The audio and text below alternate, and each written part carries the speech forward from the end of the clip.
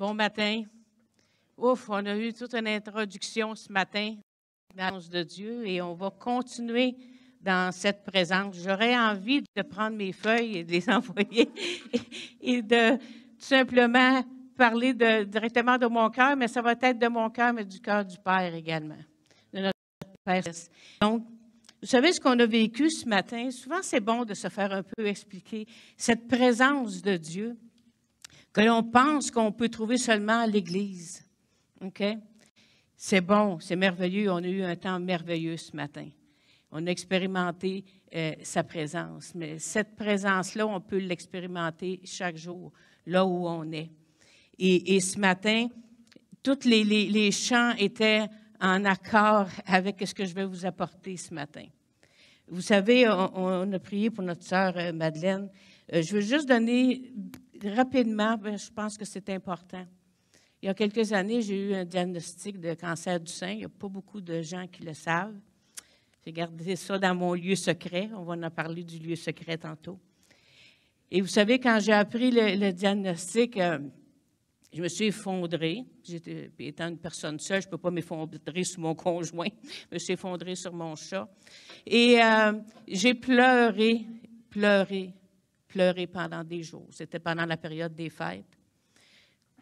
J'ai été à genoux, j'ai été dans toutes les positions et j'ai pleuré. Jusqu'à temps à ce que l'Esprit me dise, quand Jésus a appris la mort de Lazare, le verset dit, et c'est le verset le plus court de la Bible, Jésus pleurait. Et oui, il y a un temps pour pleurer. Mais à ce moment-là, l'Esprit m'a dit, Jésus pleurait, point. Et à partir d'aujourd'hui, c'est le point. Et après ça, il a ressuscité Lazare. Il y a un temps pour pleurer, il y a un point qui est mis, et il y a la victoire après. Et je suis ici devant vous et j'ai été passer les tests. Et quand j'ai été passer le dernier test, avant de savoir s'il m'opérait, ils ne comprenaient pas. J'ai passé 4 fois. Et les dames, vous savez quel genre de test qu'on passe quand on a le cancer du sein. Donc, ce n'est pas des tests agréables. Et ils disaient, allez vous rasseoir dans la salle. Il y a quelque chose qui ne va pas. J'ai dit, OK. Là, je commençais vraiment. Mais à l'intérieur de moi, quelque part, dans les profondeurs de mon âme, je savais que j'étais guérie. Mais sur le dessus de mon âme, il y avait l'inquiétude qui planait. Ils m'ont fait revenir et aller passer les tests 4 fois. Et quand ils sont revenus, la fille a dit, vous pouvez partir, madame. Et le médecin est venu par après, puis il a dit, vous n'avez aucune masse. On a un Dieu puissant. Et je sais que beaucoup d'entre vous avez plein de témoignages comme ça à partager. Excusez-moi l'émotion, mais c'est ce que je rends grâce à Dieu que je suis encore ici aujourd'hui. Amen. Donc, vous savez, la semaine passée, Dieu a attiré notre attention. Il a dit, je veux avoir votre attention. Et j'ai terminé avec un petit kit que je disais, un petit sac avec plein de petits trucs. Et dans le premier truc que je vous ai mis dans votre petit sac était « Trouvez-vous un lieu secret ». Et quand j'ai médité cette semaine là-dessus, le Seigneur m'a emmené plus loin dans ma réflexion et dans ma méditation. Et il me demande de vous le partager aujourd'hui parce que je pense que beaucoup d'entre vous ne savaient pas ce qu'est le lieu secret. Et c'est pour ça que j'ai intitulé le message aujourd'hui « Connais-tu le lieu secret ?» Et dans l'annonce sur Facebook, j'ai fait rajouter « Est-ce une cachette d'enfants? » Est-ce qu'il y en a qui ont déjà eu une maison dans les arbres quand ils étaient jeunes? Hein? On allait se réfugier là. Ou les petites filles, c'est des petites maisons, des maisons de poupées, n'est-ce pas? On allait faire la cuisine là et tout ça. Et c'était notre lieu secret. Certains allaient dans le garde-robe, se réfugier là, pour avoir une tranquillité. Et Moi, j'aimais beaucoup lire. Fait que quand il y avait un peu trop de bruit, je m'isolais souvent. Je laissais la porte ouverte, mais je me réfugiais pour lire. On a tous physiquement un lieu secret. Est-ce une église? Est-ce que le lieu secret est seulement ici ce matin? Est-ce un endroit tenu secret? Un lieu secret tenu secret que personne ne connaît? À quoi ça servirait? Aujourd'hui, on va découvrir qu'on peut avoir une rencontre avec Dieu. Vous avec Dieu, moi avec Dieu, dans ce lieu secret. Le verset qui débute, c'est Matthieu 6, 6. Matthieu 6, 6, que je vous ai donné la semaine dernière à la fin du message. Et je vais vous lire dans la version sommaire. Mais toi, quand tu veux prier, en passant, prier, c'est quoi? C'est communiquer avec Dieu. Voulez-vous, on ne se compliquera pas la vie? On va garder ça simple. La parole de Dieu est simple. Prier, c'est de communiquer avec Dieu, c'est de parler avec Dieu, puis que lui nous parle aussi. OK? On garde ça simple ce matin. Mais toi, quand tu veux prier, va dans ta pièce la plus retirée, verrouille ta porte et adresse ta prière à ton Père, qui est là, dans le lieu secret. Mais êtes-vous d'accord qu'on ne peut pas toujours prier juste dans notre chambre? Est-ce qu'à ce moment-là, on se limite le littéraire tout simplement puis dit non, moi, si je ne suis pas dans ma chambre, je ne peux pas prier? Ça n'aurait pas de sens. Ça n'aurait pas de sens parce qu'à ce moment-là, est-ce que Jésus allait dans la chambre pour prier? Non. Il allait à l'écart, dans un lieu désert, dans un lieu tranquille, pour lui, parce que la foule le suivait constamment. Donc, c'est bien important, ce verset-là. Il ne faut pas se limiter. Vous savez, il y a beaucoup de principes, il y a beaucoup d'images dans la parole de Dieu. Donc, c'est une image dans le lieu secret. Et ton Père qui voit dans le secret te le rendra. Et je pense que le te le rendra n'est pas nécessairement compris non plus. Et je ne le comprenais pas comme ça jusqu'à ce matin, je vais vous l'avouer. On dit, il va me le rendre, moi. Mais rendre quoi? Et j'étais voir le mot grec, c'est, excusez mon grec, mon accent grec, apodidomi. Et te le rendra veut dire, et ton Père qui voit dans le secret te donnera avec profit ce qui t'appartient. Wow! Qu'est-ce qu'on a chanté ce matin? Que la victoire nous appartenait. Dans ce lieu secret, on va voir un peu plus loin, il y a tout ce qui nous appartient. Est-ce que ça vous intéresse de vous y rendre dans ce lieu secret? Dans la version Osterval, le psaume 91, qui a été tellement cité dans le temps du confinement et tout ça, il a été très bien enseigné, très bien. Ça. Mais dans la version Osterval, ça dit « Celui qui habite dans la retraite secrète », le lieu secret, la retraite secrète du Très-Haut, repose à l'ombre du Tout-Puissant, à l'abri de ses ailes. Mais pour être à l'abri de ses ailes, les petits oisillons, pour être protégés et être à l'abri, doivent se rendre en dessous, doivent se rendre dans ce lieu secret que la maman protège ses enfants. Et nous, on doit entrer dans ce lieu secret également. Charles Spurgeon, un homme de Dieu, dit « L'ombre du Tout-Puissant n'est pas une place occasionnelle que l'on visite, mais c'est une place où nous demeurons en permanence. Ne sortez jamais de ce lieu secret. » Il dit, on n'y trouve pas seulement la consolation, mais on y trouve une demeure. Jean 15, verset 4, dans la Louis II. « Demeurez en moi et je demeurerai en vous. » Et cette demeure est dans le lieu secret dont je vous parle ce matin. Si on donne une définition, c'est l'endroit où on se positionne pour recevoir de Dieu. Peu importe ce que vous vivez. Parfois, on ne vit pas nécessairement, on n'est pas obligé de vivre des choses sérieuses, majeures, graves. On a tout simplement besoin d'une force pour passer notre journée, On a besoin de paix parce qu'on a une décision à prendre. On a besoin de faveur. Mais retenez bien le mot position parce que je vais revenir un peu plus tard. Parce qu'on ne demeure pas dans le lieu secret dans n'importe quelle position. OK?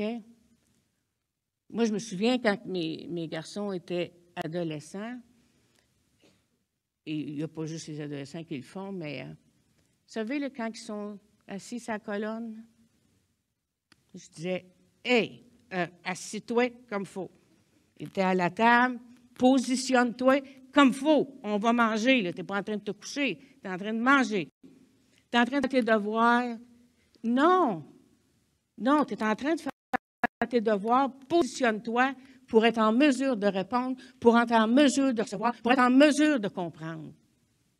La position est importante et je vais y revenir plus tard. Donc, c'est l'endroit où on se positionne pour recevoir de Dieu la victoire, la transformation. Et écoutez bien, c'est la connexion du cœur et des pensées du Père, c'est-à-dire l'Esprit, avec notre cœur, esprit, et nos pensées profondes, l'âme. Je répète, parce que n'oubliez pas que dans ce lieu secret, oui, on peut répandre notre âme, comme la Lamentation dit, on peut répandre notre âme dans la présence de Dieu. Mais n'oubliez pas que c'est une communication d'esprit à esprit. Mais nous, on a, parce que la Bible parle de deux cœurs, hein? Il y a le cœur qui représente l'esprit et il y a le cœur qui représente l'âme. Okay? Et c'est la raison pour laquelle que dans Hébreux 4.12, c'est dit que la parole de Dieu est une épée tranchante qui sépare la moelle, hein? Qui coupe la moelle entre le cœur, l'esprit et l'âme. Pourquoi qu'elle doit faire ça? Parce que quand on vient dans le lieu secret, oui, on épanche nos pensées profondes. Comme je vous ai dit, quand j'ai eu le diagnostic, c'est mes pensées profondes qui disaient que j'étais guérie. Mais parfois, ce n'est pas la guérison qui est dans nos pensées profondes. C'est la honte. C'est la tristesse. C'est beaucoup d'autres choses. Mais la parole de Dieu, cet échange, cette connexion avec Dieu nous permet de trancher, de séparer ce qui est esprit et âme. Et c'est là qu'on peut recevoir ce qu'il te donnera avec profit, ce qui t'appartient.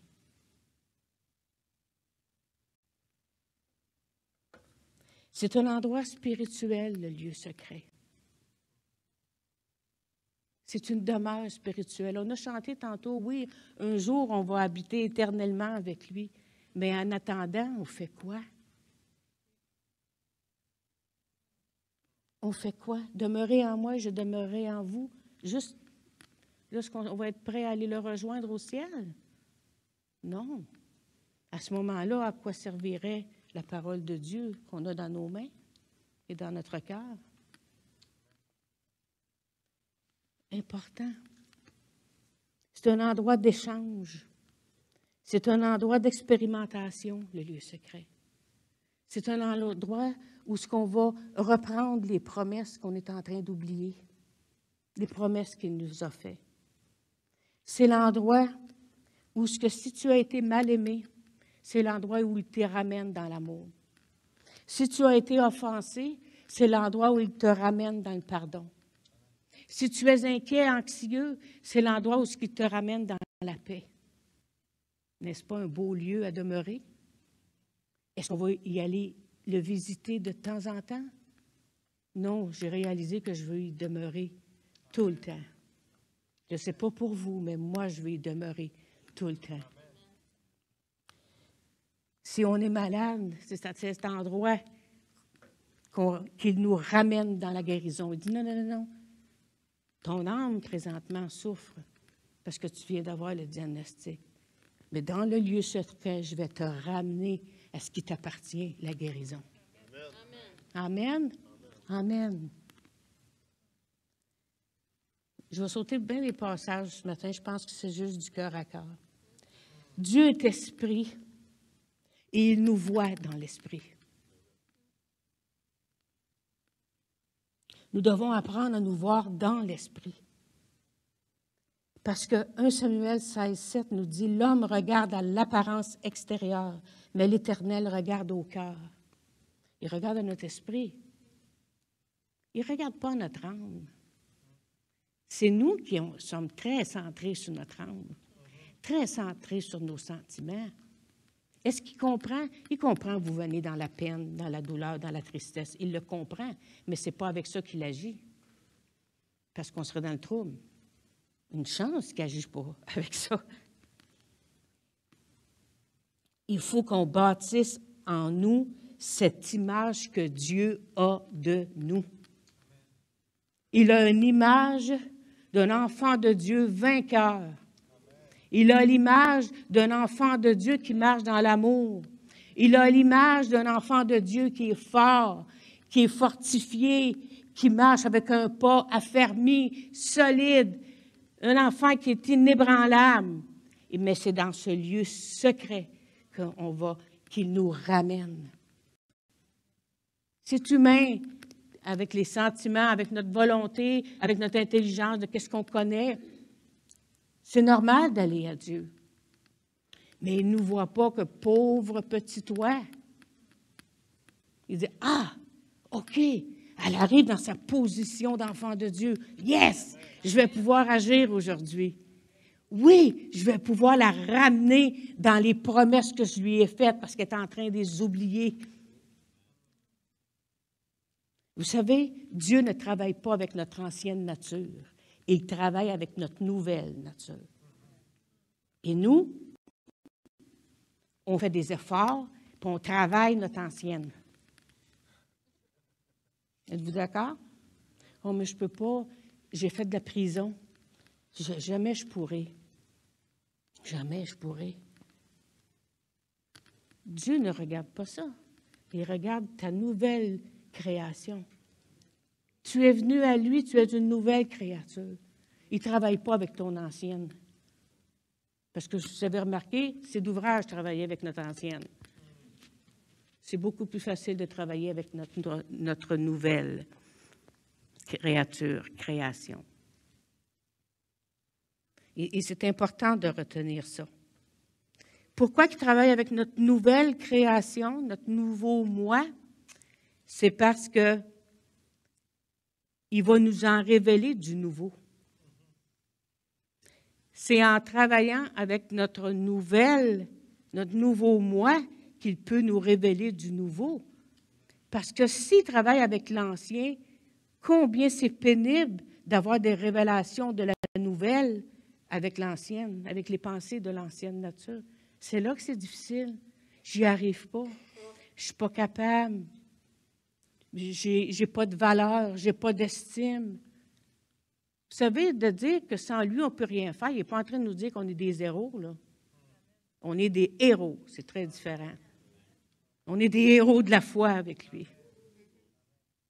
Et c'est ça ce que ça nous apporte, ce lieu secret. Jean 4, 23, 24 dit « Mais l'heure vient, et elle est déjà venue où les vrais adorateurs adoreront le Père en esprit et en vérité, car ce sont là les adorateurs que le Père demande. Dieu est esprit, et il faut que ceux qui l'adorent l'adorent en esprit et en vérité. » En esprit et en vérité. Il faut qu'il l'adore avec son âme. Non, ce matin, on a élevé le nom de Dieu. On a magnifié son nom. Pas avec notre âme. L'esprit. Vous l'avez fait avec votre esprit, votre nouveau vous. Cette présence était tangible ce matin. Est-ce que ça veut dire qu'on ne vient pas épancher notre âme? Oui, absolument. Vous savez, j'ai déjà vécu des moments où je disais « Ah bon, je ne vais pas à l'église, ça ne va vraiment pas. » Mais j'y allais pareil, parce que j'avais un ami qui disait « Ah, il n'y en a pas question, tu viens à l'église, c'est justement, tu en as besoin. » Et quand j'étais dans la louange, j'oubliais complètement ce que j'étais en train de vivre. Vous savez, Dans l'Ancien Testament, il y avait trois endroits. Il y avait le parvis, il y avait le lieu saint et le lieu très saint. Et vous savez, quand on vient dans le lieu secret, on ne vient pas seulement dans ces parvis, on ne vient pas seulement dans le lieu saint, on vient dans le lieu très saint. Et plus vous allez être dans le lieu secret, plus vous allez vous approcher de ce lieu très saint. Dieu veut vous parler. Il veut vous entendre, mais il veut également vous parler. Et comment y demeurer? Rapidement. Comment y demeurer? Mais vous savez, on y demeure, mais il faut que tu saches qu'est-ce que le sang de Jésus a fait pour toi. Parce que c'est là que tu vas comprendre ta position. C'est là que tu vas comprendre de quelle façon tu dois te présenter dans le lieu saint. Te présenter comme un enfant de Dieu. Hébreux 10, 19 et 22. Ainsi donc, puisque nous avons, au moyen du sang de Jésus, une libre entrée dans le sanctuaire. On n'a plus besoin d'envoyer Pasteur Ken pour nous autres, dire, mais Pasteur Ken, la semaine prochaine, vous irez dans le lieu, là, puis, pour nettoyer mes péchés, vous prierez pour... Non, on n'a plus besoin de faire ça. On a libre accès. Et ce libre accès nous permet d'être dans le lieu secret, dans ce lieu où ce qu'on doit demeurer également. Et qu'est-ce qui est important, cette position-là, grâce au sang de Jésus versé pour nous, c'est qu'on peut se présenter sans culpabilité, sans sentiment d'infériorité. Combien d'entre nous, parfois, on se présente, hein? Je peux penser, il montrait cette semaine des vidéos de chiens qui avaient fait un mauvais coup. Ah, c'était vraiment, vraiment drôle. Et tu voyais le chien qui s'accotait le front sur le mur, puis il ne voulait pas regarder le maître. Mais on a souvent cette attitude-là, cette position-là, où il est couché, puis c'est comme, il se fait les yeux, puis il dit, moi, je n'ai rien fait.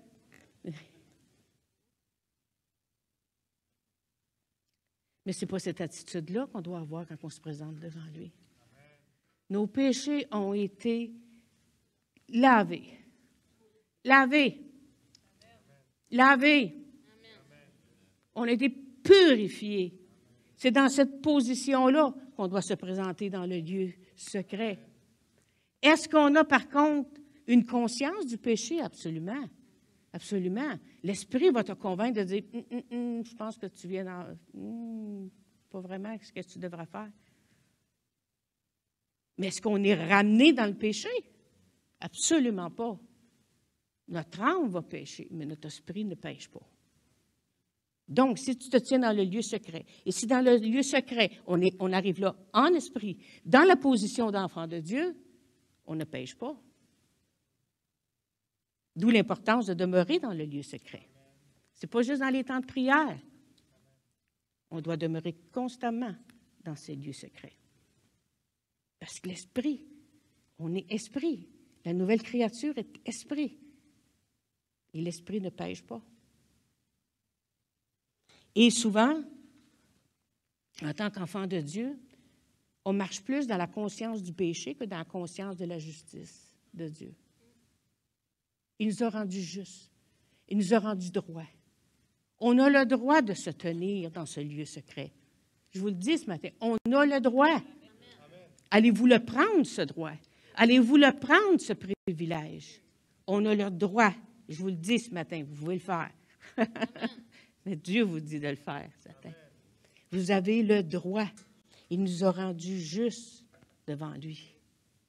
Et on oublie souvent cette conscience de justice, qu'on est des êtres justes à ses yeux. Et on fonctionne encore toujours avec cette conscience du péché. Il faut sortir de ça. Cette conscience, c'est l'Esprit qui nous l'amène.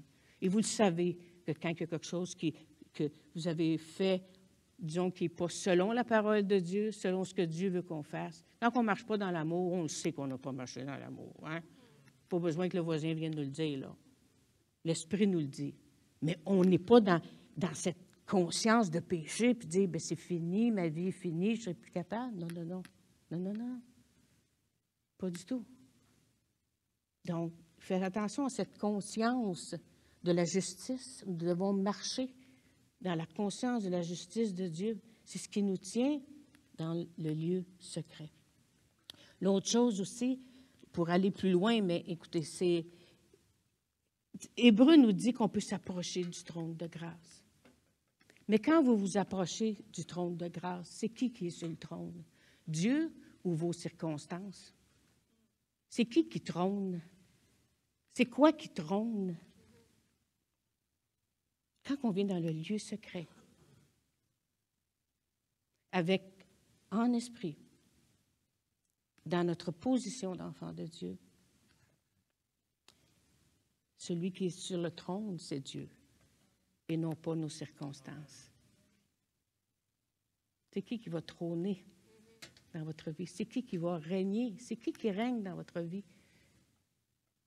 Ce n'est pas les circonstances. Dieu doit régner dans votre vie. L'autre chose, prenez la décision de demeurer dans ce lieu secret par la foi. C'est par la foi. Vous arrivez dans ce lieu secret par la foi, en ayant confiance. Confiance, qu'est-ce qu'il a promis? Il va le faire. Confiance qu'il va nous transformer. Confiance qu'il va nous guérir. Confiance qu'il va nous ramener dans la paix. Confiance qu'il va nous garder dans la joie. Confiance, confiance, confiance. Confie-toi à l'Éternel. Confie-toi à l'Éternel. Il te donnera ce que ton cœur désire, mais il faut que ton cœur désire selon sa volonté. Il y en a qui disent, ben oui, je me suis confié à lui, j'ai dit tous mes désirs, mais il devait être en ligne avec sa volonté. On oublie l'autre verset après. OK? Donc, très important, demeurer dans la foi. C'est dans ce lieu secret que l'impossible devient possible. Parce que quand vous demeurez constamment, tout devient possible. Tout devient possible. C'est quand on en sort de cette demeure-là, dans ce lieu secret, que là, parfois, l'impossible se présente. Et là, notre âme embarque. C'est pour ça qu'il faut y demeurer tout le temps, permanent. C'est un endroit permanent. La foi nous incite à nous lancer dans l'invisible. Et c'est quoi l'invisible? C'est l'esprit. Donc, lancez-vous dans l'esprit. Lancez-vous dans l'invisible, mais demeurez dans le lieu secret. Est-ce que c'est toujours facile? Je ne vous dis pas que c'est toujours facile. Il y a des choses qui nous sont dites, il y a des choses qui nous sont faites. Mais si on demeure dans ce lieu secret, vous savez, le secret, c'est de demeurer dans le lieu secret. Il n'est pas compliqué, le secret. Hein? C'est ça, le secret. C'est simple, la parole de Dieu. Hein? C'est très simple. Jérémie 10, 23 dit, « Je le sais, ô Éternel, la voie de l'homme n'est pas en son pouvoir. Ce n'est pas à l'homme, quand il marche, à diriger ses pas. »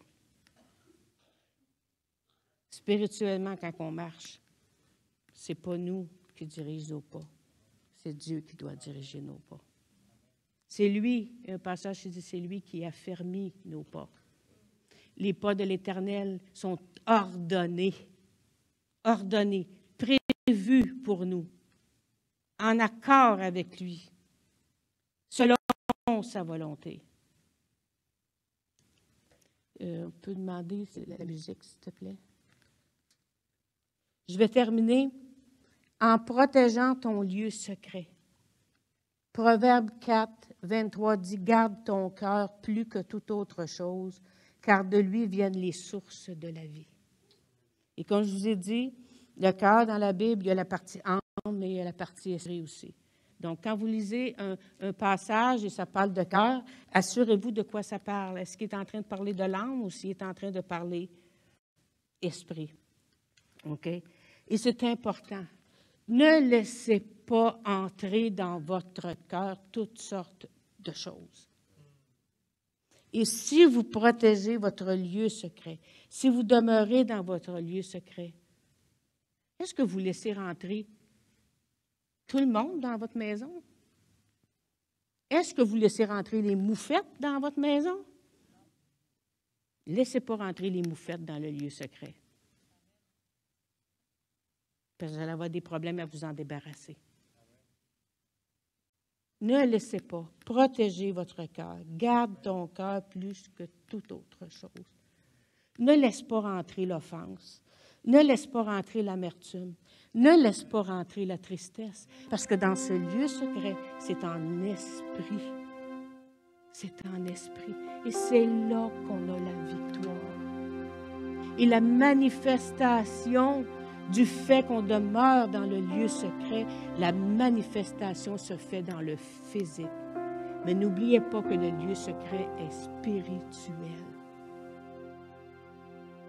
Afin que l'on puisse voir pour la gloire de Dieu, que sa gloire soit manifestée. Les guérisons manifestent la gloire de Dieu. La présence de Dieu, ce n'est pas seulement l'Église. Garde ton cœur. D.L. Moody a dit, un homme de Dieu, « Quand je prie, je parle à Dieu, et quand je lis la parole, c'est Dieu qui me parle. » Allez dans ce lieu secret en prière, mais allez aussi dans ce lieu secret avec la parole. Souvent, moi, j'y ai dit, « Attends un peu, là. Non, ça ne marche pas, là. Qu'est-ce que je vis, c'est pas en ligne avec ça, là. Tu m'as promis que mes enfants seraient ramenés dans le pays. Et mes enfants vont être ramenés dans le pays. Mes enfants, dans Isaïe, dit que mes fils vont être des disciples de l'Éternel. Mes fils vont être des disciples de l'Éternel. Mais c'est dans le lieu secret que je vais rechercher cette promesse-là. Quand que, en dehors, mon âme dit, « Jusqu'à quand tu vas prier pour eux? Jusqu'à quand ils vont vivre ça sans toi, Seigneur? » Mais c'est quand je suis dans le lieu secret que je sais que ces promesses sont vraies et qu'ils vont être oui. Et amen. Et amen. Et amen. Il faut prier. Et oui, le verset que je vous ai dit au début, c'est une prière. Ils disent de prier, de communiquer avec Dieu. Et Paul, en 20 quelques mots, a résumé la doctrine de la prière. On fait ça simple ce matin. Je termine. Éphésiens 6, 18. Faites en tout temps, par l'Esprit, en tout temps. En tout temps. Pas juste quand tu es dans ta chambre. En tout temps. Par l'Esprit, toutes sortes de prières et de supplications. Et supplier, c'est pas « Ah! » Non. Supplier, c'est demander. OK? C'est. On demande, point. OK? On demande. Tombons pas là dans... Tu sais, il y en a qui disent, « Ben moi, je suis pas capable de... » Non. C'est pas nécessaire non plus. OK? Parce que souvent, c'est les sentiments qui embarquent. Honnête, je vais être honnête avec vous, c'est les sentiments qui embarquent. Donc, faites en tout temps par l'Esprit toutes sortes de prières et de supplications. Veillez à cela avec une entière persévérance et priez pour tous les saints. Avec persévérance, avec persistance, pas comme des perroquets. La persistance veut dire avec audace. Je persiste dans la prière. Je suis audacieuse dans la prière. J'ai de l'audace. J'ose dire à Dieu, « Hey, moi, ta promesse, je veux la vivre. » T'oses dire à Dieu. T'oses dire à l'ennemi, « Hey, ce lieu saint-là, tu n'as pas d'affaire là. Tu n'as pas d'affaire là. » Il faut prendre autorité. C'est dans ce lieu très saint, ce lieu saint, cette autorité jaillit en nous. Parce qu'on demeure dans le lieu saint. Ce n'est pas un endroit occasionnel où on va prendre un café. Où est-ce qu'on va quand on a le temps? Dieu nous a dit, « Hey, j'ai besoin de votre attention. » Est-ce que tu peux faire le chant de victoire que tu as fait ce matin? C'est pas prévu, mais les chants étaient vraiment en ligne. On va terminer. On va se lever debout. On va se lever debout. Il y a un pasteur suisse qui me disait, vous êtes drôles, les Québécois. Vous allez vous lever debout. Comment tu veux te lever autrement que debout? Mais bon. OK. Oh là là. Vous savez, il y a une femme qui avait fait un témoignage une fois, c'est que, en tout cas, son enfant était à l'hôpital. C'était pas une bonne période de sa vie. Et elle sort de l'hôpital, elle avait oublié ses clés dans l'auto, elle n'avait pas d'assurance, toute l'histoire. Puis là, elle dit, après à Dieu, puis elle dit, hey, là, aide-moi, là, parce que je suis dans le trouble. Puis tu sais, il faut que je me dépêche, mon enfant, il faut que je revienne à l'hôpital rapidement, il faut que j'aille à mon travail, il faut que j'aille chercher mon autre enfant. Et elle prie à Dieu. Mais entre-temps, elle rentre à un endroit, puis il donne un cintre, OK? Un cintre. Puis il dit, bien, avec ça, tu vas être capable. Tu sais, moi, il me donnerait un cintre pour ouvrir une porte, mais on lui dit, bien, franchement, je ne saurais pas quoi faire avec ça. Donc, elle est là devant l'auto, puis elle dit, Seigneur, que c'est parce que je ne sais pas quoi faire avec ce cintre-là. J'ai un outil, apparemment, mais envoie-moi quelqu'un. Et un homme se présente à côté d'elle. Pas d'allure très recommandable, disons. Il dit, est-ce que je peux vous aider? Elle dit oui, sûrement, tout en étant un petit peu craintive. Finalement, il prend le support, le cintre, débarre la porte. Et elle dit, vous êtes bon, monsieur. Vous êtes bon, monsieur. Il dit, non, madame, je viens de sortir de prison. Elle lève les yeux au ciel et dit, merci Seigneur, tu m'as envoyé un spécialiste. Amen. C'est ça la prière. C'est simple, la prière. Elles vont nous voir.